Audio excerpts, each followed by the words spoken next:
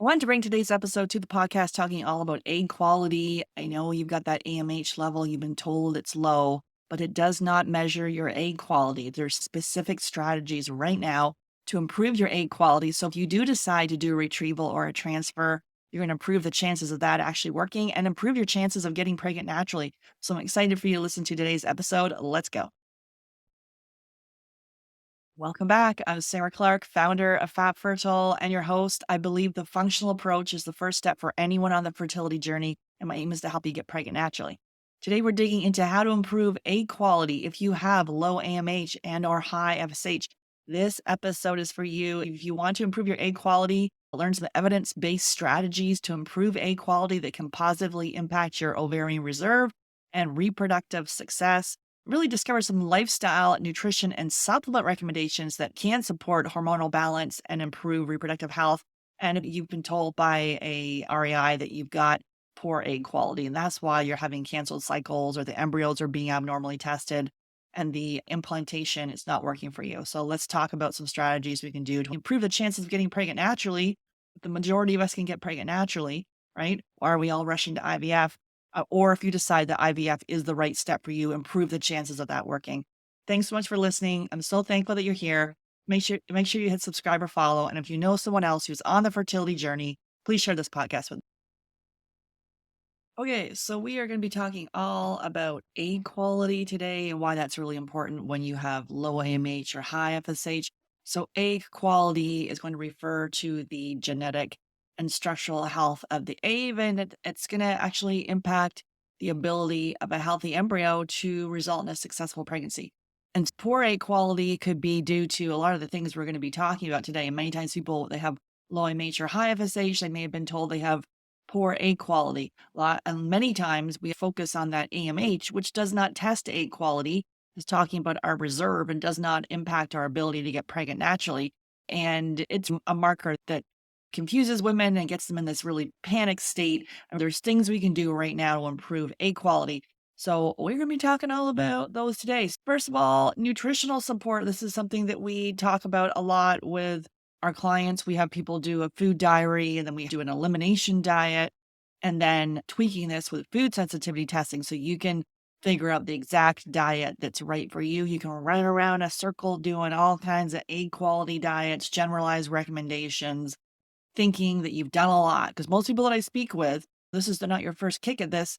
You've already done a lot. You've made a lot of changes, but maybe we just haven't gone deep enough. And so we've given up. And this analogy of the gold is on the other side and we're chipping away. And I'm like, that doesn't work. I did dairy free, gluten free. I took out some eggs. Maybe you're eating too many eggs because you thought it was good for choline, but you're actually intolerant to the white. So really important to do that elimination diet, which I've gone through on many episodes. I'll link one here in the show notes. And if you wanted to send a message to hello@fabfertile.ca, just do 10-day and I can send you, there's a 10-day elimination diet, guide you through the whole thing.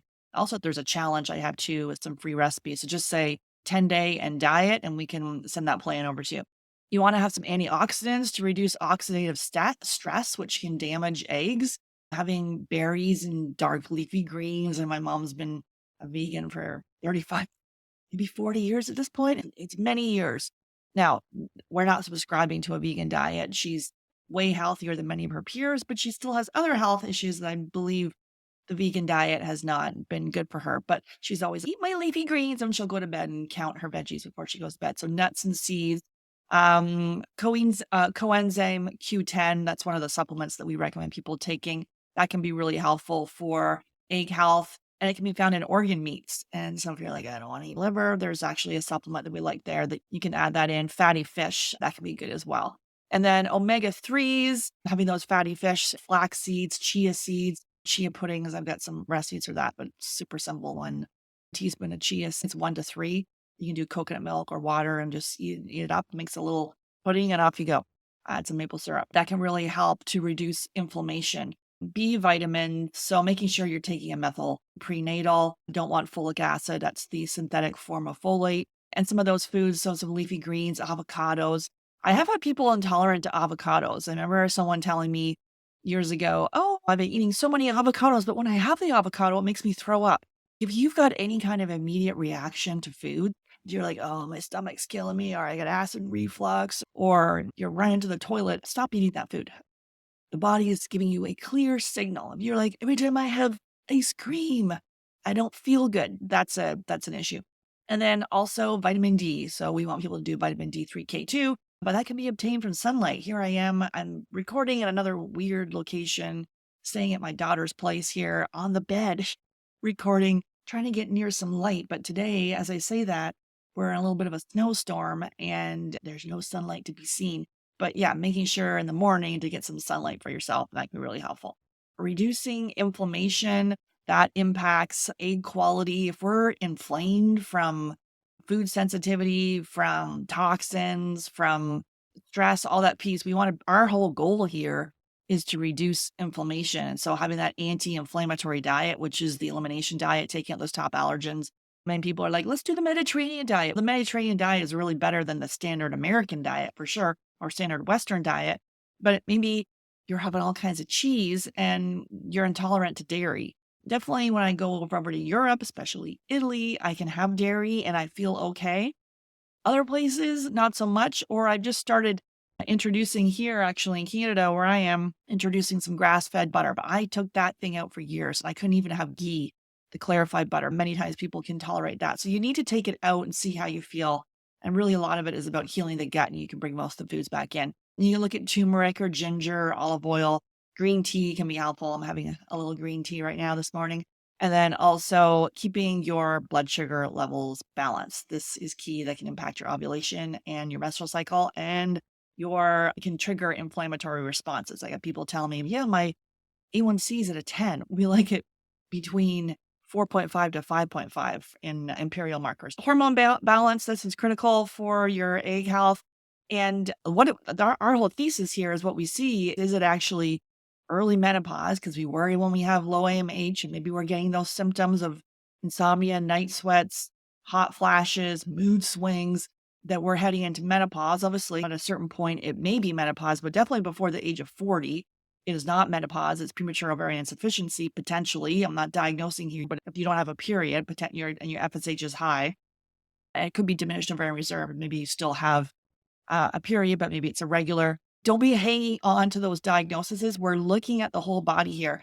And so is it actually the adrenals that impact the thyroid, that impact the AMH and the FSH and the follicle count? And so adrenal stress can imbalances in the cortisol levels. We're supposed to go up in the morning. Maybe yours is flatline. You're just exhausted, and that can then impact your estrogen levels and your egg quality. And the other piece here was with the thyroid side of things, where people are told, hey, my TSH is normal. My doctor said there's nothing wrong with my thyroid. Or, you know what? It's trending a little bit high. Reproductive endocrinologist and infertility specialist wants to have the TSH below 2, and maybe yours is trending a little bit high, and they gave you some levothyroxine, but you've done nothing else to really target why that's off. So the medication can be a Band-Aid. You've got to make the targeted diet and lifestyle changes along with it. And we also need to look at the full thyroid panel, including antibodies. That can be why the egg quality is off and why the egg is not fertilizing. It could be subclinical thyroid issues, Hashimoto's we see a lot, the TSH. Sometimes it takes about 10 years for it to actually show up as trending the wrong way. So you could have something going on with your thyroid for 10 years and maybe it's pushing its way up and still in conventional medicine. Like, you're fine, it's below 5, don't worry about it. You've got all these different symptoms. So it's really important. We work with people, we do a 100 question questionnaire asking all about your health, things that you probably never even considered that could be a factor. And as we dig into those things and address them, then that will improve your health, which in turn improves your egg quality. So looking at the thyroid, being told it's normal, we've got to question that piece. If it was normal, you'd already be pregnant. Not to say every single person has a thyroid issue, but definitely it is a theme that we see. And it's more not necessarily the TSH, but the other markers there in the thyroid that are off. So we talked about some of the supplementation to consider. So CoQ10, that can help with mitochondrial function. That's really important for egg quality. Vitamin D, so getting the sunlight, but also making sure you supplement with a vitamin D3, K2. That can help with ovarian function and egg health. The omega-3 fatty acids, so taking an omega every day, that can help with your hormone balance, and improve cellular function, which is going to help the egg quality. Antioxidants, you can consider a vitamin E or a vitamin C that can help with oxidative damage. I just took some vitamin C today. This morning, I had a little bit on my little spoon. I had a liquid form, which was good. And hold it in my mouth for about 30 seconds, do that. You can consider NAC. So it's an antioxidant, can support liver detoxification. A lot of these things, if you take too, I see so many people taking so many supplements because you can read the books, all the blogs and the podcasts, and they recommend all these different, a laundry list of supplements. And I've said it before, but maybe you just have expensive peas. So we need to be very careful about, oh, this is the new wonder supplement. Everyone's talking about NAC right now, and that can help with ovarian function, improve egg quality. But there's other things we need to do. If you've got a poor diet and lifestyle, and let's say that you have necessarily a poor diet or lifestyle, because most people I speak with are already making a lot of changes. Maybe you are having ultra processed foods or fast food. So we got to pull that back and stop doing that. You already know that's not good. I don't think anyone who's eating fast food or ultra processed foods thinks that's a healthy option. But it is about eating wild caught fish, grass fed meat, organic poultry, half the plate veg, then do some good oils, stay away from the seed oils, and have some sweet potatoes, rice, carbs as tolerated by your glucose level. So it's not about the supplement can be part of it, but we need to be very careful about just thinking I've done everything because I've taken the supplements. No, that is the beginning, and that's the foundational piece. We use testing to then figure out which supplements are right for you. And then probiotics. The health of the gut is highly tied to the health of the egg and to the sperm. So really important to work on gut health. And then detox. This detoxification, this is not about doing anything harsh. We're preparing for our baby. We're nourishing everything. We're gently doing things. It's not about some harsh parasite cleanse or we're going to just detox all those heavy metals and just go crazy on it. That can just set you back. You've got to do things in a gentle way. So we definitely like castor oil packs. That can be really helpful. That can help with detox and good for reducing inflammation. So putting that on at night, putting some castor oil, you can have it on at night. Dry brushing. I do this before I hop in the shower. Good for the lymphatic system, removing toxins from the body and helping circulation. That can help, again, reducing inflammation. Epsom salt baths. I haven't had one of these in a while. And now the place I have doesn't have a bath. Although around the corner, I found they have one of those float tanks. I did it many years ago, and you lie in there in the Epsom salt and about an hour. And I sleep pretty good. After that, it was like a literal coma. I went into to sleep and I slept like the dead. So that can really help with removing toxins and removing. That can really help to relax the body, obviously, as we saw there, reducing stress, supporting detoxification. So a nice Epsom salt bath. Sauna or sweating. So we need to be careful on this. We don't want to be doing some extreme sauna. I did a infrared sauna. She's like, the first half hour you won't sweat, and then the next half hour you will sweat. That's right. The first half hour, nothing was coming out. The next half hour, I was dripping, and I'm not a big sweaty person, but I was sweating. And problem is, it was so harsh on my body. I have never been so sick afterwards. I feel like I got every cold, flu, virus came out of me. It was way too harsh. So we got to do very gentle. This like short sessions. Do not doing it during the 2-week wait. If you're going through IVF, you don't want to do any of that because it's expelling toxins through the skin. So it can be good, but we just need to be very careful. Having said that, so it does release some toxins, including heavy metals and those endocrine disrupting chemicals, which can impact fertility. For guys, you don't want to be doing any sauna or sweating that can, the heat there. We just need to be very mindful, short, consider infrared. Liver support. We do this actually when we do the elimination diet. We have people, they're like, oh my goodness, I don't, because the first 2 or 3 days, you might not feel good as the toxins leave your body. So we have people do the dry skin brushing. We have people do the Epsom salt baths. And if you can't do the bath, here's a reminder to myself, I can do a foot soak. So if you're just watching a show or listening to a podcast, you just put your feet in a little bucket there, put the Epsom salts in there. You can put some essential oils. You can do a little foot soak. So you still get the same benefits. Also doing some teas. So milk thistle tea that helps with liver detox, dandelion tea. These can be really good to help support the liver, and also that castor oil pack that we talked about. I think many of us know this one, the lemon water piece, where you can have lemon water in the morning to help with promoting digestion. So just having those 2 glasses of water, you can have one with lemon. And then also some cruciferous vegetables. So broccoli and kale and Brussels sprouts. You need to be careful on that. If you do have a thyroid issue, you want to make sure those are cooked, but you can, because the raw ones can impact your thyroid.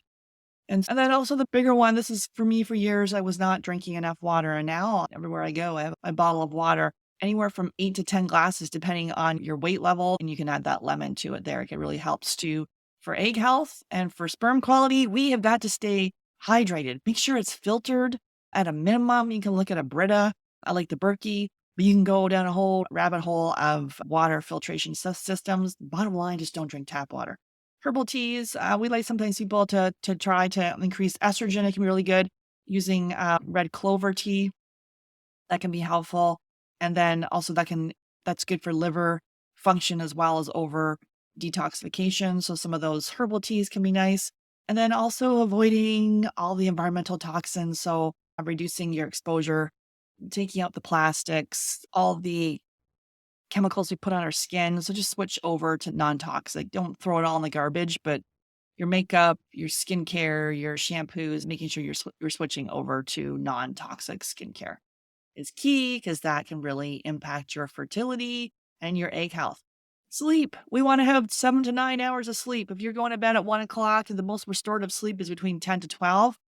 We're not about you saying now you're going to bed at 1, you're going to start at 10. We need to ratchet that back 15 minutes at a time. We work with people for sleep for months, and sometimes people's sleep is all messed up, and even just having some magnesium before bed, or maybe you're having blood sugar issues, having a little fat bomb before you go to bed. So I'm practicing good sleep hygiene. I've got some blue blocking glasses. I put those on when I read my ebook. So we did used to have a little red light in the bedroom too, where sometimes you can just have everything red light, but I've moved and I don't have that. But definitely don't want that fluorescent light. That can impact your sleep schedule. And then if you're watching TV, all that blue light too, and all the light from your computer, you'd be like, it's 2 o'clock. I'm still up because the body didn't get the signal. It was dark because all that fluorescent light. So really focusing on your sleep is some of these things are simple, but not easy, right? We all know eating ultra processed foods and having fast food, not getting enough sleep and not drinking enough water is probably not good for our health. But sometimes life gets busy. We're sitting in front of a computer, we're out working, we're rushing, doing chores, and the foundational pieces, we skip those. And we think pounding down a bunch of supplements when we're not sleeping, we're not drinking enough water, therefore we're not eliminating.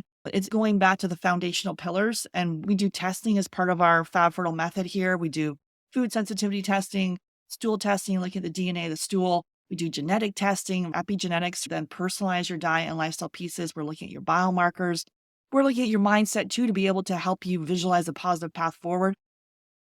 It's not mindset too. Mindset is key is integral to this approach, because if you feel panicked, you don't believe it's going to work, you're going to self-sabotage yourself and doing all these changes, especially if you're dealing with hormonal imbalance, mood swings and insomnia, you're ready to tear your partner's eyeballs out because your mood is all over the place. We've got to work on the mindset. This journey can tear apart a relationship. So we've got to put ourselves first. You can help those around you, and adding more supplements to your diet without working on those foundational pieces, something is going to be missed. And that leads us into the last one, which is the stress management piece. So doing something, whether it's yoga, whether it's breathing, we like heart math. You can use it for a minute to really breathe into the heart space. I've done some podcast episodes on that. I'll link to that in the show notes. Mindfulness practices, journaling, pick something. For me, actually, so I did meditating for years, maybe good 2 or 3 years. And I'm like, this is the most integral thing to my life. I need to have it. And not just, and so then probably the last year and a half, I've stopped it.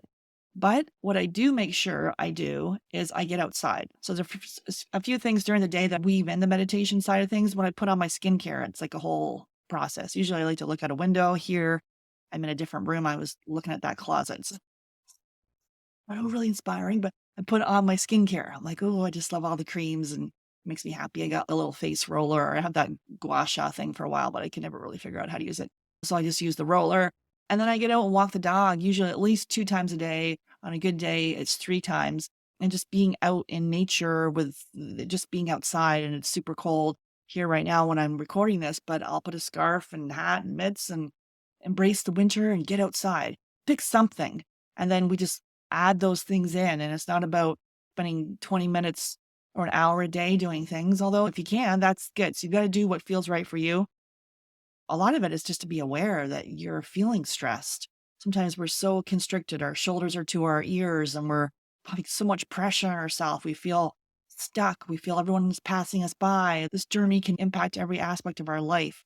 And so having a community, bringing in some girlfriends, if that feels good for you, to have a laugh, to connect with, having someone to support you is key through this. So there's definitely things you can do to improve your egg quality. Like we said, the AMH level is not testing egg quality. I'm just thinking one person where before coming to see us, all her retrievals failed, and she was told she had poor and actually terrible egg quality.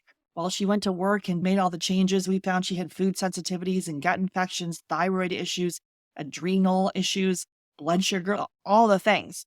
And she made those changes, and then she decided for her that IVF is the way she wanted to go. She went back to IVF. She had a great retrieval, a beautiful transfer, and had her son. But she did the work. And it's not about focusing on the diagnosis of diminished ovarian reserve or premature ovarian insufficiency, or if you've had a recurrent pregnancy loss. We need to be able to look under the hood, see what's going on here, and really focus on some of the basics, which are foundational to this whole approach. And so if you're ready to get pregnant this year, you can send a message to hello@fabfertile.ca. We can give you some options to help. Just indicate fertile in the subject line. Take care and take some action today. Start drinking more water and get better sleep.